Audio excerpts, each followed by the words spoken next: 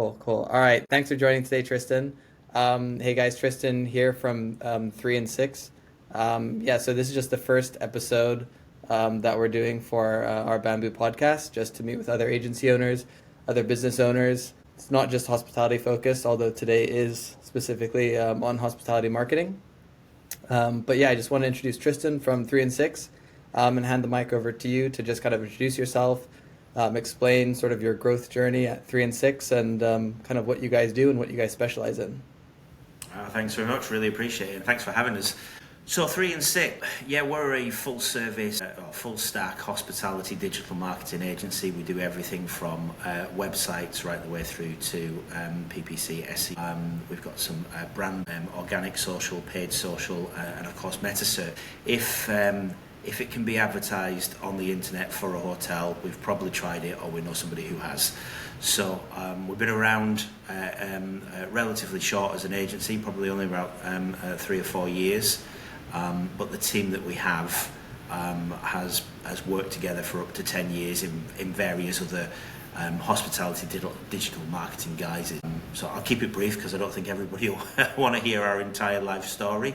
But we largely focus on hotels in the United States, but more recently been branching out a little bit into Europe.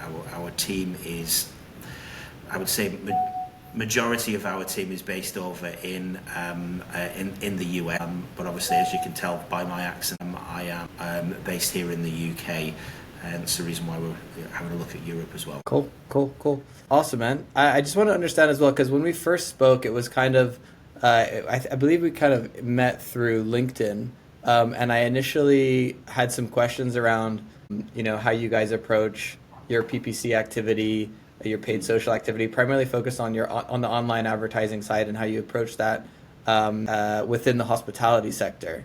And you kind of explained to me that there is somewhat of a unique approach when it comes to hospitality marketing. And I just wanted you to kind of give an overview and kind of recap that conversation we had, because that sort of flipped everything I knew about traditional online advertising on its head completely. So I don't know if would it be all right just to spend maybe like 10 minutes just giving a quick crash course on kind of what you had advised me on before? Yeah, sure. We can. Obviously, my own background is in paid search, and I think, I mean, obviously it was a while ago since we last spoke, and I think the world has moved on a heck of a lot as well in that time before we. I think it was COVID. It was like COVID time as well, or like just as COVID was kind of ending. Yeah, well. when we first spoke, it will have been, yeah. So, in terms of paid marketing, I think there's some basic fundamentals with regards to hotel digital marketing, and I think a lot of people either forget about them or just don't know them or haven't got the experience with it. I think some of the bigger aspects of how you should approach digital marketing. You've got that divide between what the hotel actually wants and what you can actually deliver, and more often than not, that's budget related. You'll find that some hotels tend to say, I want to be on this channel, I want to be on that channel, I want to be on the other channel, just because I want to spread ourselves out and get the word out there.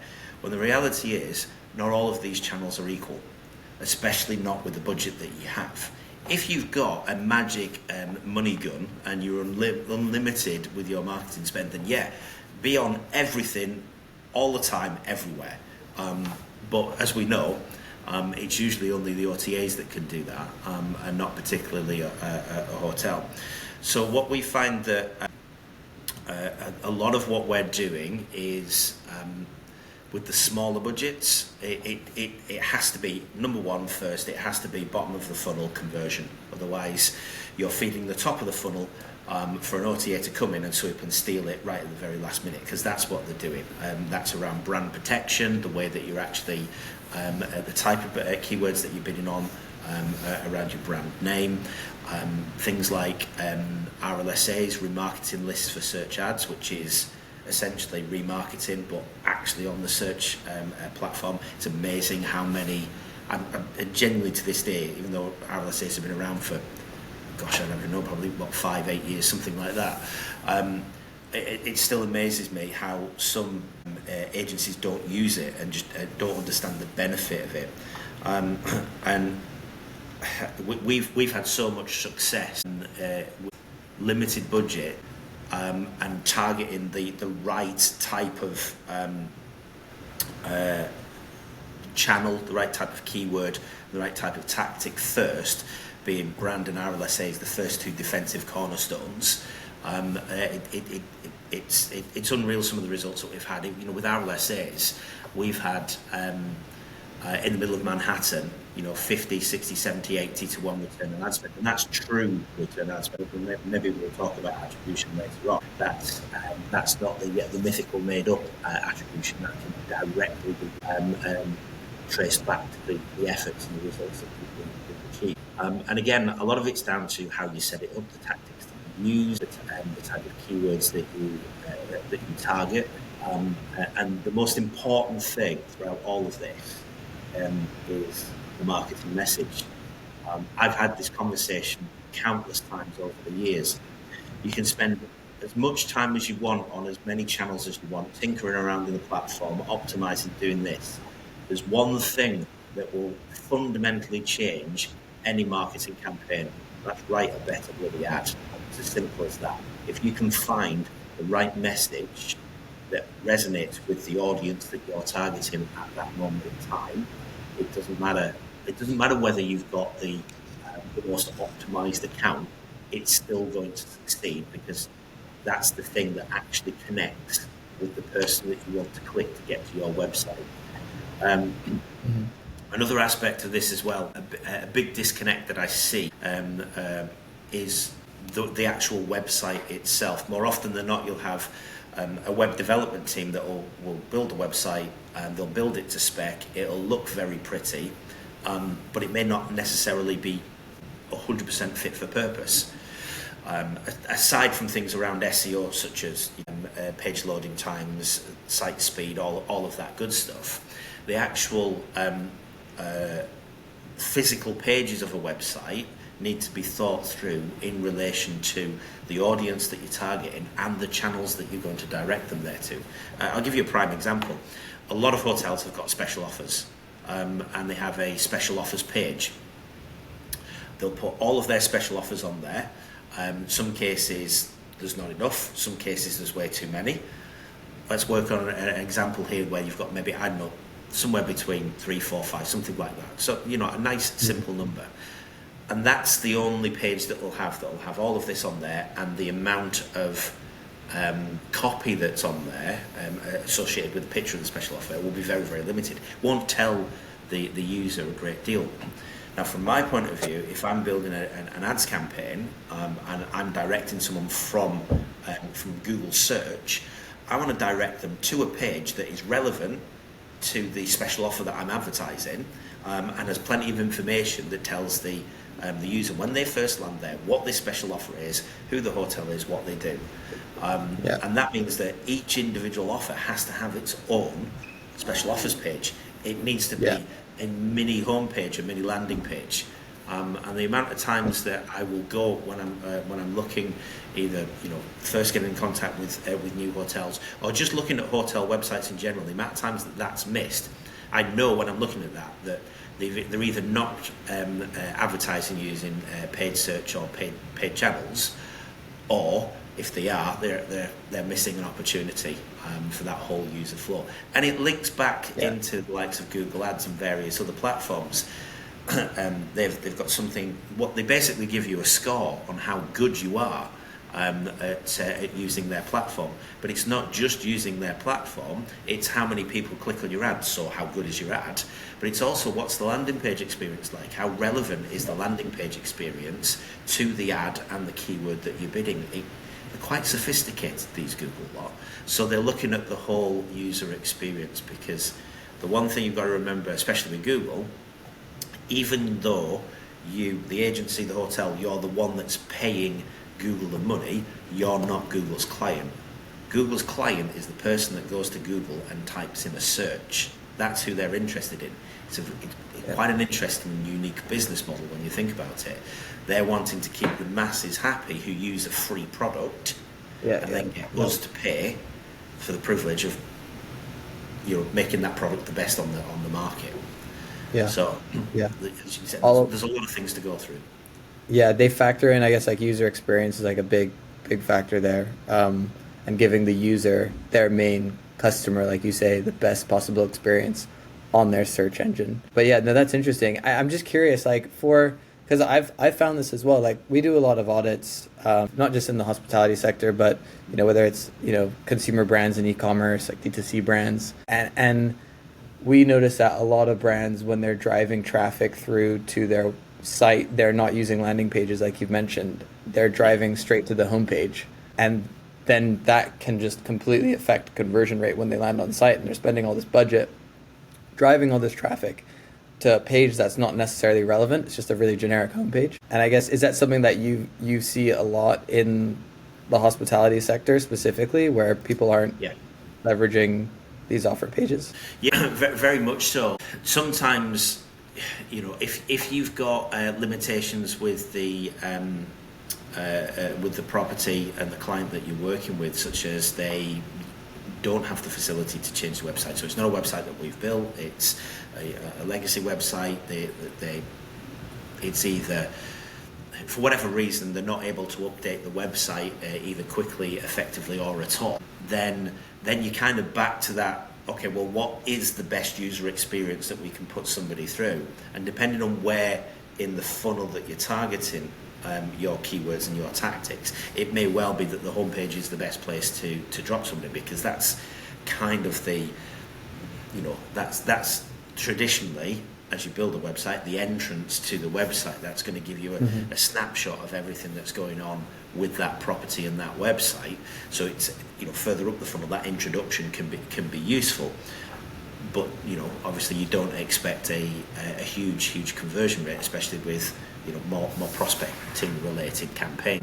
When you're getting down to audience segmentation, targeting a specific demographic or a specific audience, then you really want to have them going to landing pages that resonate with the ad that you've put out to attract that audience at that particular moment. And you can get quite sophisticated with it, especially when you layer in remarketing tactics as well, and think about the type of message, and if it's an offer-driven message that you're doing there, then obviously you might need multiple landing pages for the same person to come back, or that group of people to come back, and ultimately try to convert.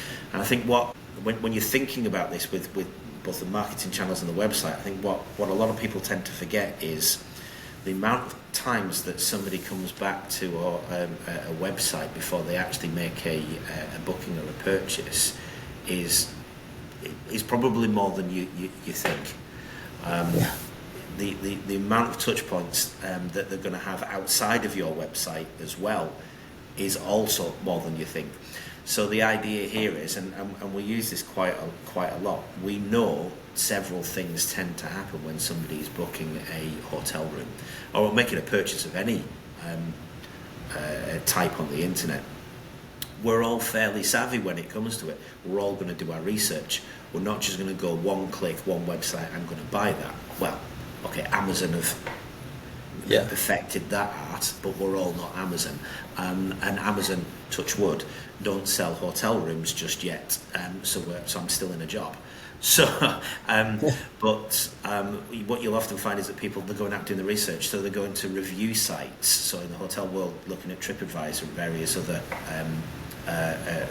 online review sites, they may have actually found the hotel via an OTA, because the OTA offers one thing that the hotel website cannot, and that's choice in the area. But what we do know is, even if somebody has found you on an OTA, through studies that we've done, is that people will go to the hotel website direct, because the OTA website, more often than not, is very salesy, and it will only give a top level overview of what the hotel is about on one page, whereas the hotel website's got lots of pages and tells you more about the feel of it, the tone, the vibe. What type of place am I going to be staying in? Hopefully it's going to give me better photography and better imagery of where I'm actually going to put my head for that night, or that period of time I'm going to stay there. And so when you're building your website and building your campaigns, you need to factor all of this in. And it may well be that more often than not, I'm not just looking at the one hotel, I'm looking at 3, 4, 5 other hotels in that same area and comparing them. And I might go away and I might stop that session and go away and then come back and revisit. And that's where remarketing really kicks in. So having the understanding of all of that and the type of offers that you place and when you place them into that funnel and how you attract them and what the landing page is, it gets very, very complicated quite quickly. But I think if you end up working with somebody that's done a lot of it, they can cut through all of that, they can understand your property, figure out what type of person it is that you're trying to target, and come up with the right sort of solutions to really hammer that home and drive the conversion rate. And you mentioned as well that you guys work across online advertising, but you also do SEO and you also do website development, and I think I heard booking management system. So actually today we pitched to work with a property in London and located in Mayfair. We actually were turned down because we focus specifically on just online advertising, whereas this particular property actually came out and said, we didn't choose you guys because we wanted someone who could do the ads, the SEO, the website, and the booking management system all in one. And for a boutique hotel like us, we just want one person.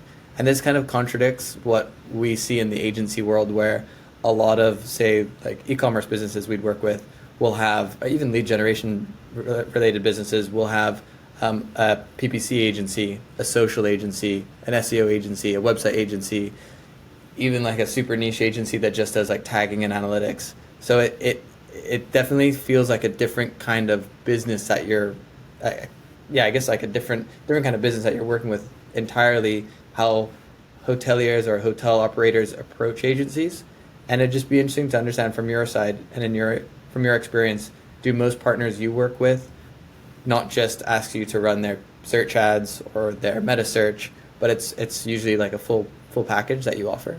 Yeah, I think one of the issues post-COVID is that there are less people working in the hotel industry, hotel side, especially at a management level, the type of people that we're going to be working with, whether that's an e-commerce department or whether it's a revenue manager. We can work with both of these types of people. Not every hotel or hotel group or property management group actually has an e-commerce department or somebody, just even one person specialised in that sort of environment. That's changing more. There's more and more people that we're seeing doing that. But I think it's long been talked about. A revenue manager now also needs to be a digital marketer at the same time. But because of that, because they're so few people client side, it means that there is more reliance upon the agency, and you as that type of person, the client, they don't have the time to have 15 different calls every month just to talk about tracking, just to talk about SEO, just to talk about with each individual organisation that you're working with. And I completely understand that. We'll find that a lot of our clients either have one or two agencies, maybe 3 depending on what it is, but usually they'll keep that number very, very small, and they'll try to get as much services as their budget will allow partners, whilst also being able to do some type of work in-house themselves. But again, time's very precious and time's very limited.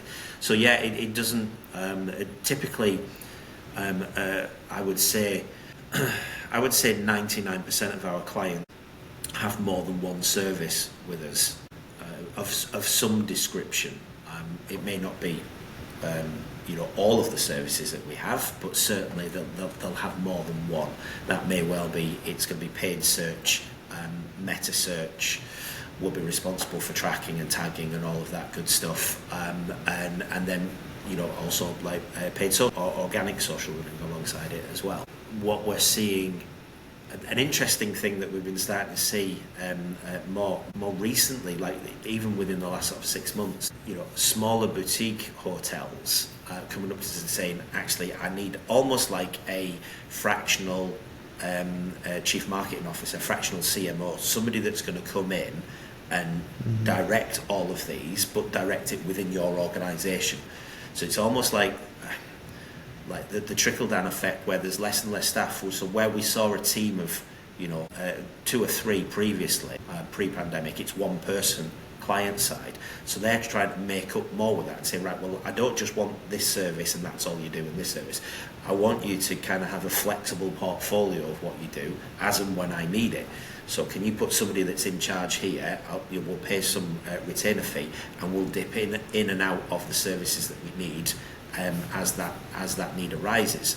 I mean, the reality is, the properties probably need all of those services all of the time, but if the budget's not there, you've got to get creative. And that's something new that we've been working on, almost like a retainer type solution, which in the hotel industry is relatively new, especially by dipping in and out services. Less so, I think, in other industries. But even then, it's still very rigid. I need to have this much time doing this much time doing that, this much time doing something else.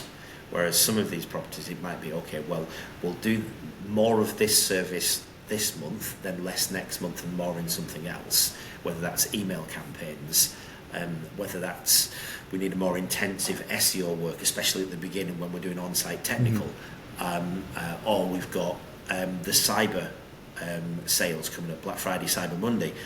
So that's going to be more on design and PPC. Design on the way up, we're designing all of the banner ads and the creative that we're going to do, and then a really intensive one hell of a week that you're going to put together, because that's our busiest time of the year as PPC is during that month. So you're probably not going to want to do a great deal of SEO for the lead up to that, because it's 1 week in the year. So it's interesting. So you're saying a trend is kind of this fractional CMO approach, but also having hotel partners on a retainer, but it's sort of like a flexible retainer. So it's not, you're signing up for this for 12 months, these are deliverables for 12 months, but it's kind of like we can pick and choose and ebb and flow as to what's actually needed. So in the end, it's giving the partner more value, I guess, which well. And don't get me wrong, from an agency point of view, from our business point of view, it's an absolute nightmare, because you want to have structures in place that I've got this much for this resource, and we can, this team is doing that,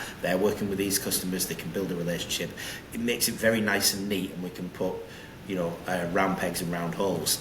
This is almost like putting a round peg in a square hole and then smushing it down till it becomes a square. If that makes sense. Yeah, that's a good analogy. We're just trying to react, and it's not every client that wants to do that. There's a good percentage of the people that we're working with know what they want, get us in, say, right, you're our PPC and SEO agency of record. That's it. We've got our web development team over here. It's a different company, and we'll work with them whenever we need landing pages, or ideally, they've built a system that means that we can build landing pages for the client, because we don't need to design or develop anything. It's just go in, we'll create it, get a copywriter on our team, get it approved up, and we've got a campaign up and running. So that the traditional agency model is still very much alive and still very much exists. But what we're seeing is an adaptation of that model with some of the smaller, not smaller, with some of the I suppose smaller teams. I was going to say smaller clients, but that's not true. It's actually because some of the clients that we've got that we're doing this on are very, very big. It's the smaller teams that they have. Another area that we've actually found that it's not necessarily a new model. It's been around in various guises. Is the way that you actually invoice, and traditionally it is, as an agency, you pay for the service, the client. From the client, and you get digital marketing services from an agency. That's often a percentage of the spend that you put together, or a fixed fee, or a combination of both. But that money is generally up front, so it's looked as a cost on the balance sheet. Whereas online travel agencies, the OTAs, they charge a percentage of the actual booked value. So the way that that's perceived internally by a hotel is very, very different. We've got that, and the scrutiny that goes on the OTAs can often be quite light, whereas the amount of budget that we're given by comparison is much, much smaller. But the scrutinising every penny, every cent simply because it falls into a cost aspect on the P&L and on the balance sheet.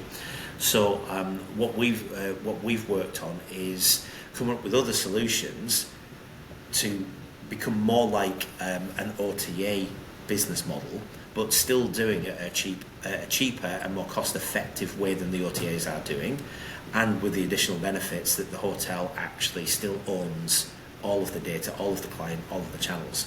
Because the only difference between myself and an OTA is that I point the potential customer to a different website, which is the hotel's own website.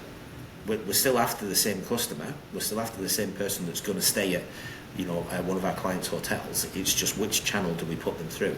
And coming through our channel is typically significantly cheaper.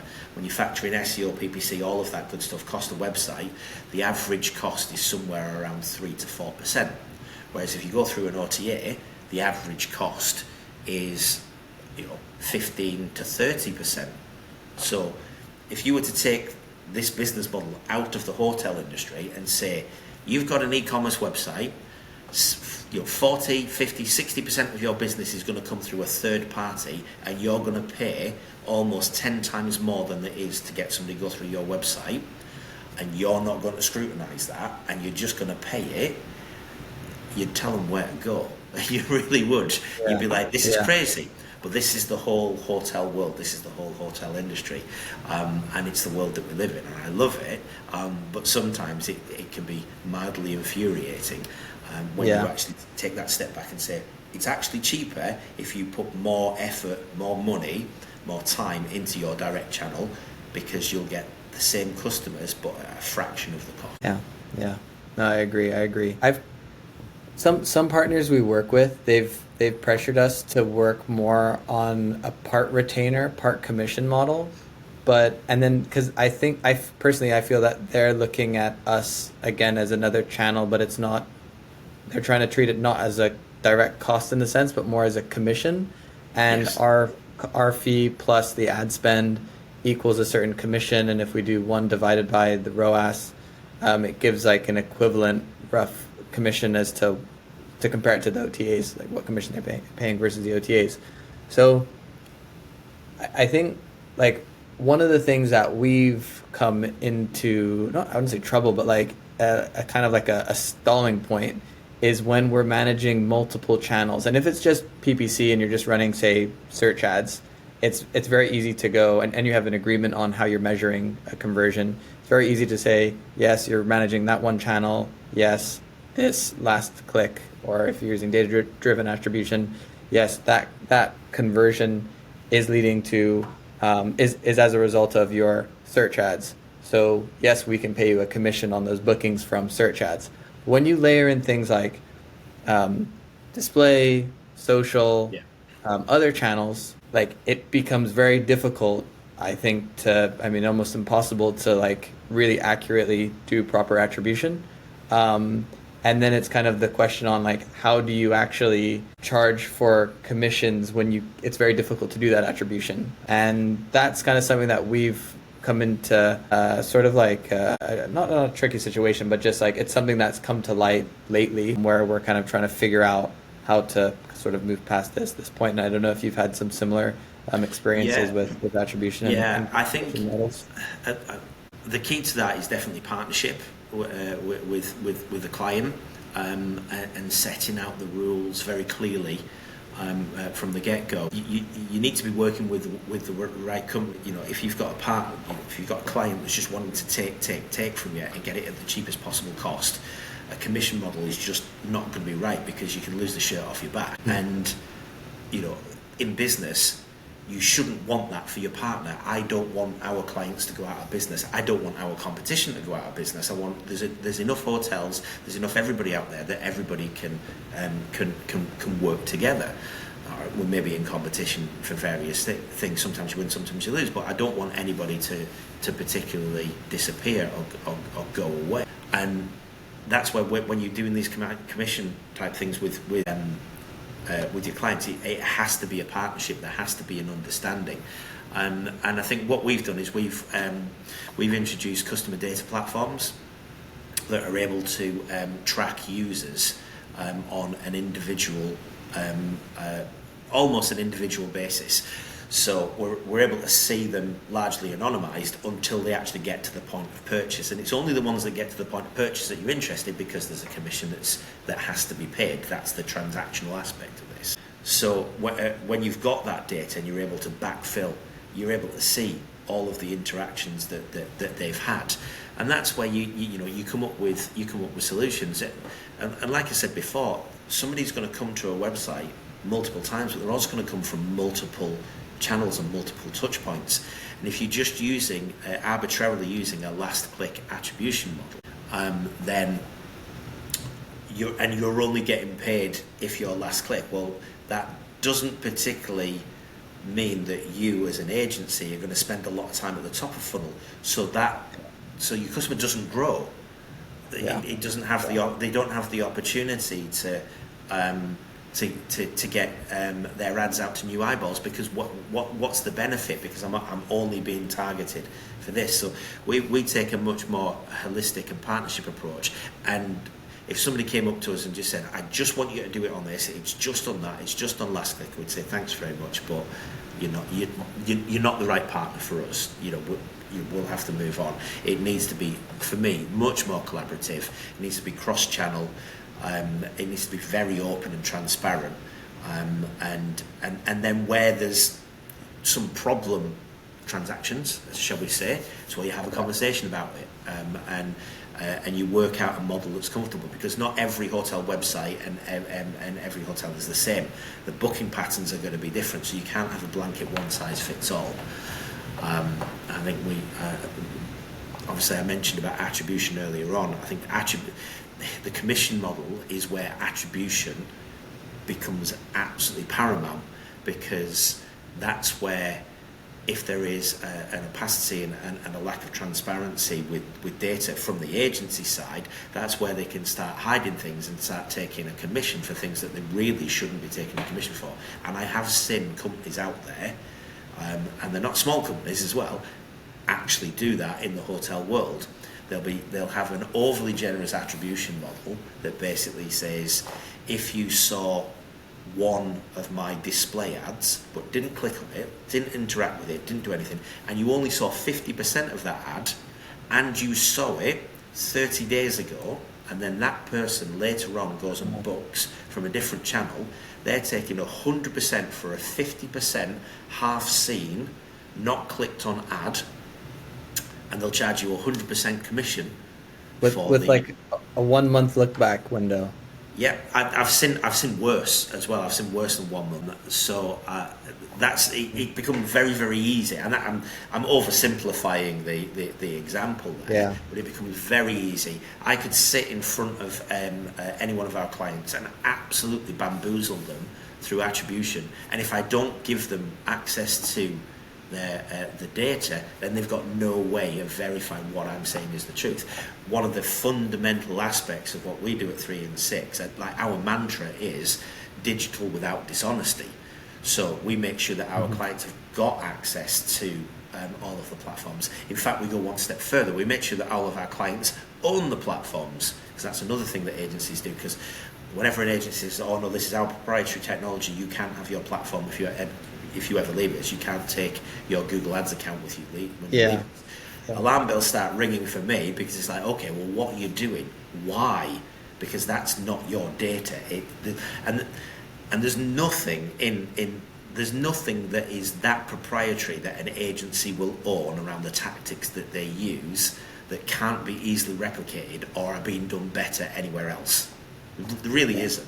There really isn't. And anybody, I would defy anybody to come up to me and show me a world-class hospitality digital marketing proprietary bidding technique that they use that would make me go, yes, you should keep that secret. It won't. I've been in this industry long enough. I've seen pretty much every way, shape and form you can do it. Even with introduction of performance max, PMax and things like that, and all of these black box things, there's still nothing out there that makes me go, yes, you should keep that a secret, and you should never let the hotel own their own digital marketing account. Yeah, interesting. But I remember last time we spoke, you mentioned some studies that you've done yourself with regards to SEO. I think it was quite a large study that you did across different hotel websites and I think it was how their SEO performance stacks up against each other. And some of the findings were quite shocking. Do you want to just take 5 minutes just to run through that and inform the listeners on that? Absolutely. Yeah, no, that was a really, really fun project. Not fantastic in the outcomes, if I'm honest, but for the hotel industry, that is. But it was a very, very fun project. So we identified I think it was about 15,000 hotels across 32 US cities and resort destinations. We then analysed those hotels, weeded out all of the branded properties because this was an SEO audit and they're just using one website. So we audit one Marriott, we audit 40,000, you know what I mean? So because they're all on the same website.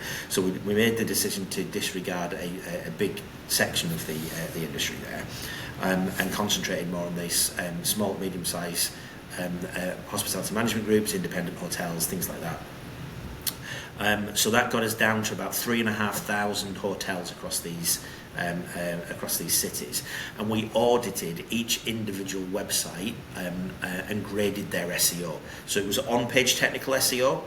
So we weren't looking at whether they had blog. Well, we did look at if they had blog content, but we weren't looking at the quality of it. It was very much a quantitative analysis, which, as a separate aside, tends to be what most of the SEO services that are offered. They tend to be very much on page in the hotel industry, but really it should be a lot wider, which is something that we've been banging the drum about and try to do on a much greater basis. But when we analysed these websites, we found that I think the average score was it 58.3 or something like that. It was the equivalent to a high school grade of F. So we basically put down that on average the hotel industry in the independent sector and small and medium-sized management groups is failing on SEO, in the USA. That was kind of where we felt anecdotally, just from the websites that we looked at, whenever we've done audits over the years or just looking at other websites, but we'd never done it on that scale. Even understanding that the gut feeling that we had that there was a slight issue, we didn't realise it was just as widespread as it was. Since we've done that study and moved on, I don't honestly feel that the industry has moved on. I don't think there's enough people talking about SEO in the hotel industry. I don't think there's enough people giving it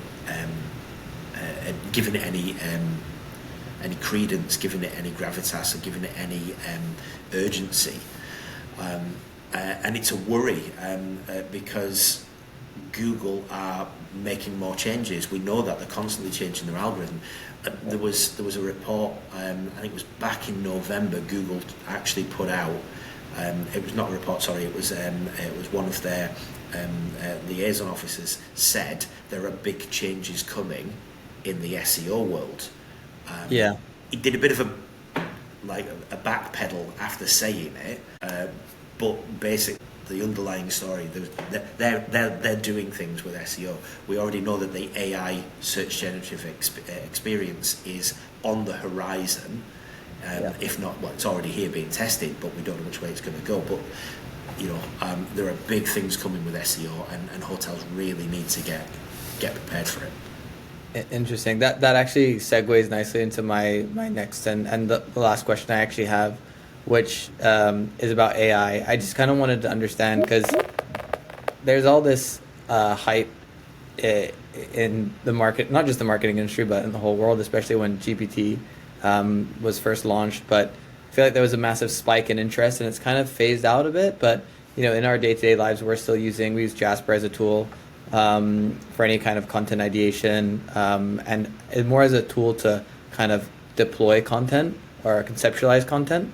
And it's not just like our marketers using it, but even like our I've seen our people and culture officer. She's using it like regularly to write up memos quickly or to do, admin essentially, and it's super helpful. But I just wanted to understand, what's your take on AI? Have you guys started using it yet? Have you started building your own tools as well to offer to partners? Kind of like what's your overall outlook on AI and how that's going to shape the future of the hospitality marketing sector?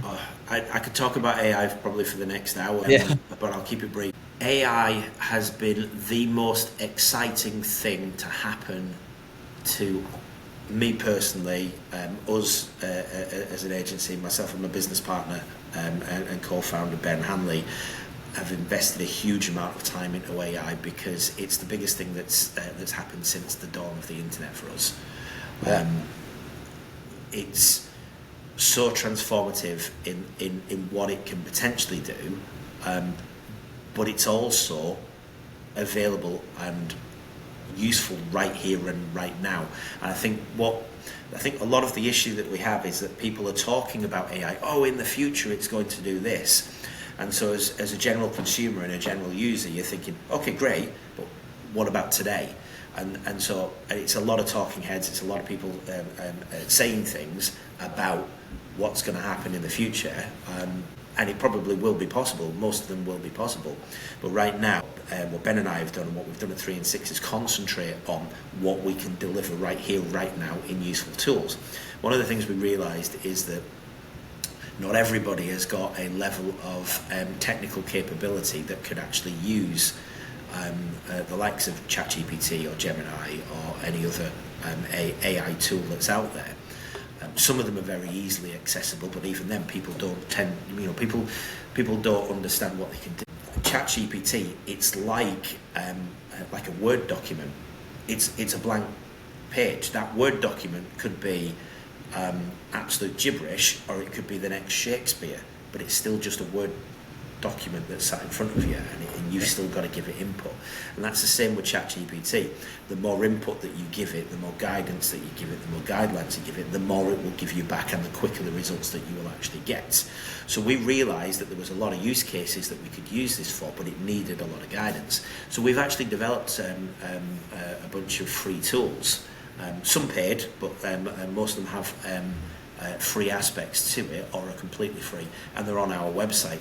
So we've got one that talks about hotel review responses. So on TripAdvisor, everybody leaves a review.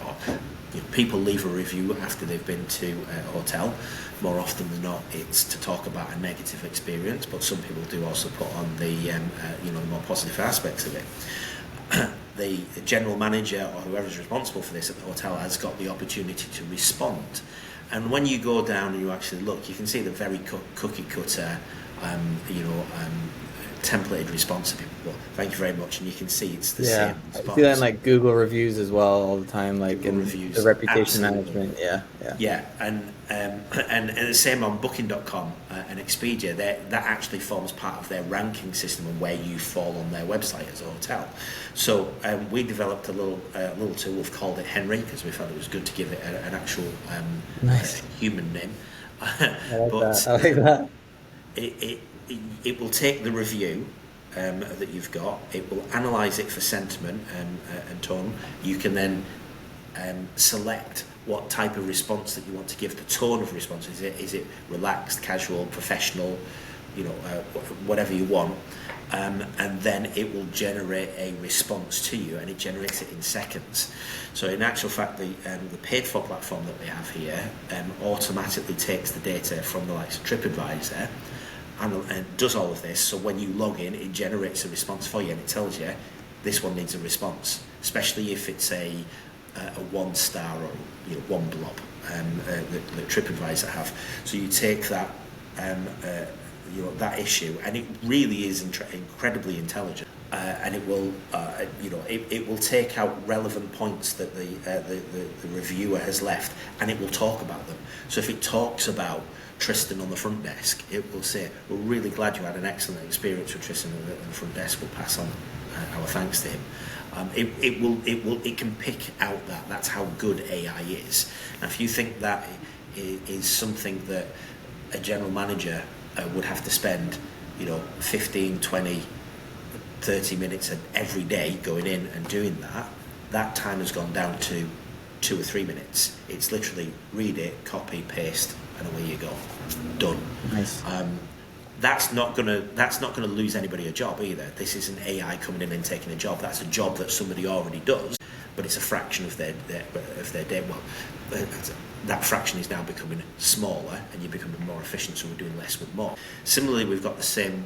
We've called another tool called RateMate. It's when revenue managers are creating the rate plans and the offers that they're putting together. They're exceptionally talented. They've got incredibly intelligent software that analyzes the market and will tell you this is the offer and this is the rate plan that you should put forward at this given time. But when it comes to actually writing about it and putting it on the website, most revenue managers that we've spoken to have said, yeah, I hate that bit, we're not very good at it. So what you'll do is you'll end up getting one line about what the offer is. It's the same as the title, and then 15 lines of rules that you can and can't do, blackout dates and this, that and the other, because they were system generated. It's not very marketing. It doesn't really appeal to me as a user when I read that. So we've created a simple little tool called RateMate. So when you've got we called it Rater's Block, like Writer's Block, when you've got that issue, you can go to the tool, few drop-down boxes, say what it's about, and it will actually generate the marketing paragraph between 40, 60, 80 words that you can then go and put on your website using whatever materials, put it on the booking engine that's ideal. And kind of in keeping with your tone.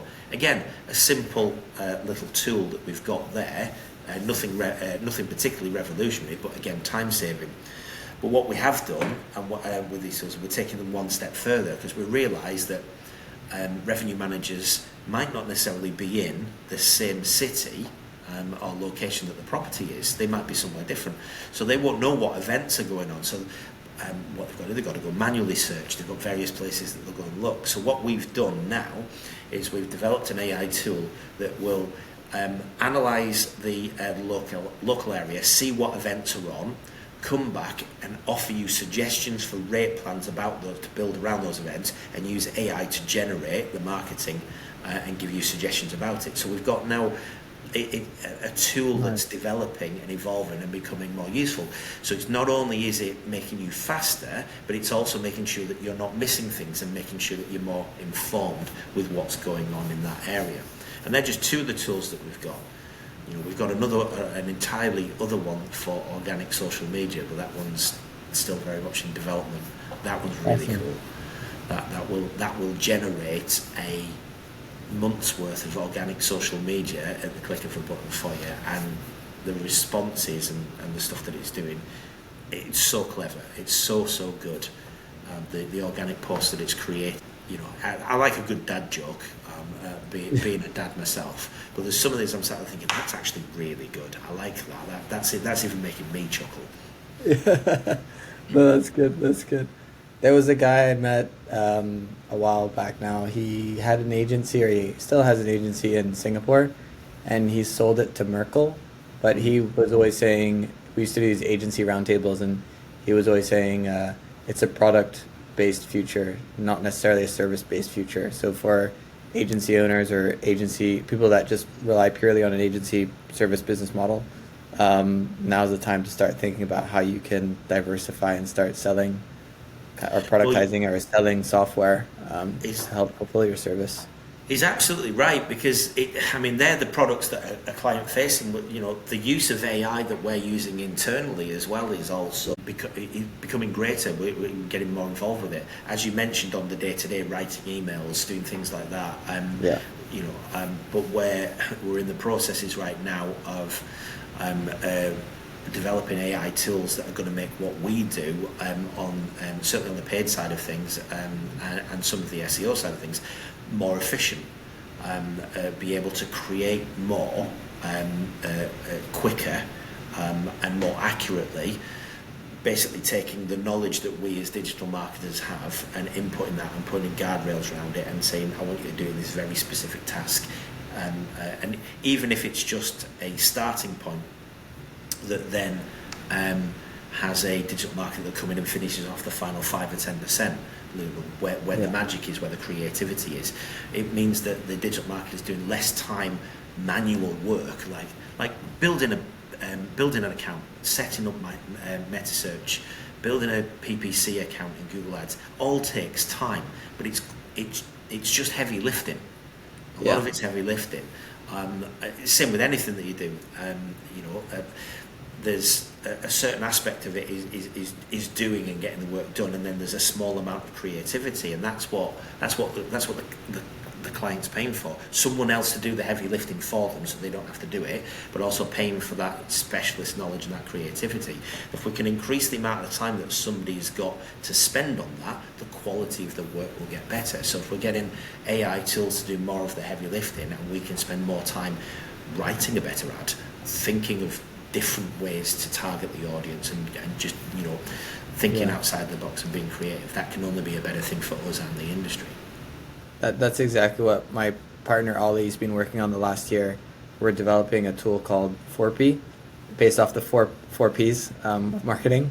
I kind of like Henry more though, to be honest, humanizing the product. But so that's exactly what this tool is supposed to do. It's an AI tool that's meant to help a more junior strategist service kind of smaller businesses and be able to turn around marketing strategies and channel selections a lot faster than purely relying on someone to do all the heavy lifting.